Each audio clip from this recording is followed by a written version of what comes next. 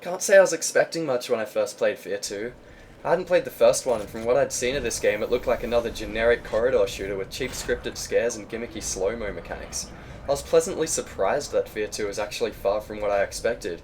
It's actually a really fun and thrilling game to play, and I really like this game's style.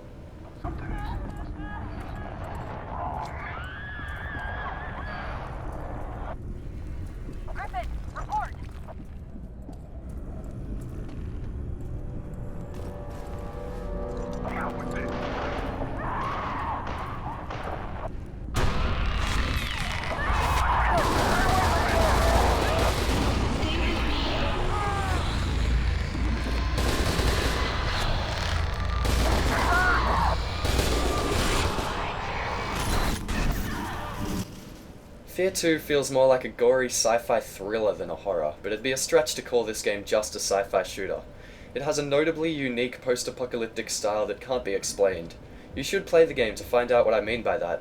It's just a really cool setting and atmosphere with great lighting and sound effects. You play as a guy named Michael Beckett who, along with his squad mates, have to infiltrate a building and capture some woman.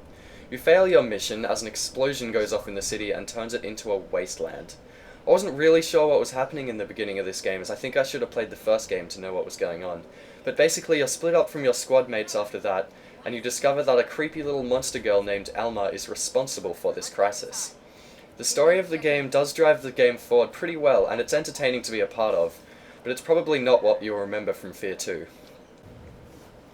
Fear 2's gunplay is superb. The guns do feel a bit weightless, but this seems like it's done on purpose, because it suits the gameplay when it's in slow motion. There's a fair few weapons to choose from, such as shotguns, machine guns, rocket launchers, sniper rifles, and even a flamethrower. But they're really fun to use except for the flamethrower. As much as I love flamethrowers, it didn't quite feel as smooth or effective as it should have in this game. I also liked how the game gave you multiple grenades to use against enemies, such as explosive grenades, incendiary grenades, and EMP grenades. And the game's brilliant fast-paced music keeps your heart pumping during shootouts.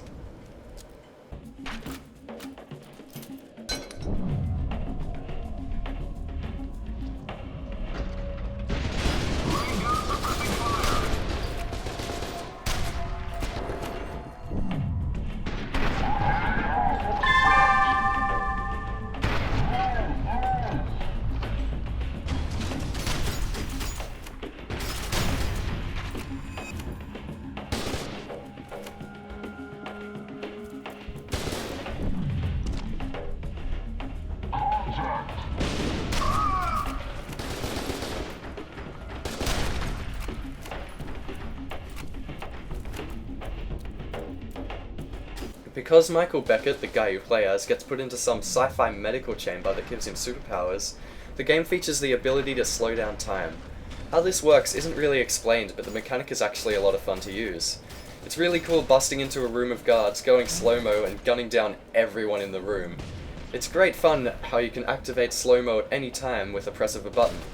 It is limited though, as you can only be in slow-mo for a certain amount of time, but this bar quickly refills whenever you're not in slow-mo, and you can upgrade its length throughout the game, so that's never really a problem. That being said, the game still puts up a challenge on its harder difficulty, so it's not really a cheap way of winning the game. Fear 2 has little to no puzzles in it, and it's a linear shooter, so it can feel repetitive at times. But the level design is outstanding and locations are varied, and often as you start to think the game is getting repetitive, it throws a new enemy type at you or throws in some twist in the story to keep you going. There's even a scene where you're in a mech suit. I love mech suits.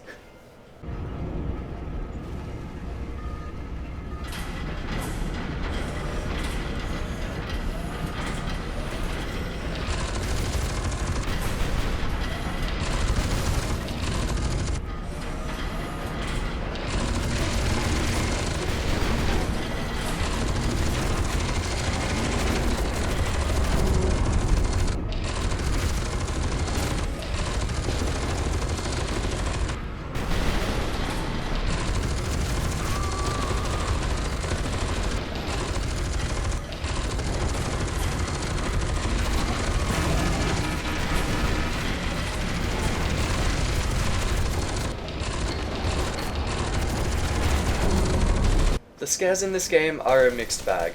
A lot of the time when the game tries to throw a jump scare at you, it fails because it takes control away from you. But when it doesn't take control away from you, it works really well.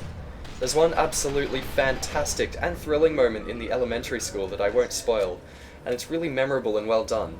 Unfortunately, moments like these are few and far between.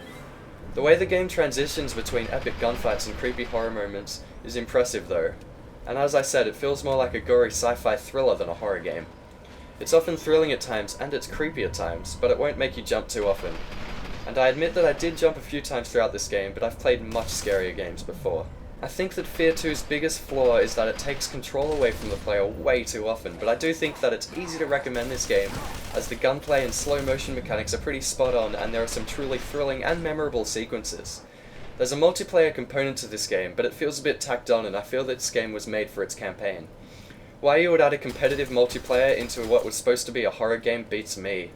I only played the deathmatch mode, and it felt like a cheap Call of Duty knockoff, complete with annoying spawn points and ranks to unlock guns. It's very out of place. Fear 2 was released for PC, Xbox 360, and PlayStation 3. I reviewed the PC version, and I want to go out and play the other games in the series now, so look forward to reviews for them.